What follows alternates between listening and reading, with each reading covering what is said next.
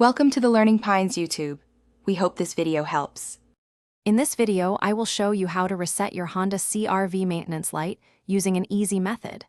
First, ensure your vehicle's ignition key is turned completely to the OFF position.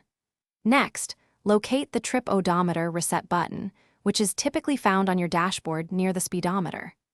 This simple process will help clear that persistent reminder light quickly and efficiently, saving you a trip to the mechanic. Now, with the ignition still off, press and firmly hold down the trip odometer reset button. It is very important to keep this button pressed continuously throughout the next step. Do not release it until instructed, as this sustained pressure is key to initiating the reset sequence for your maintenance reminder light. While still holding the trip odometer reset button, turn your ignition key to the on position.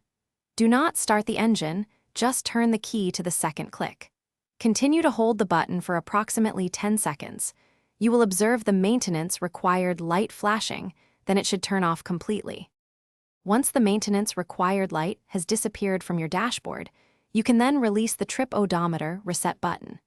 Turn your ignition key back to the OFF position, and then start your vehicle to confirm the light remains off.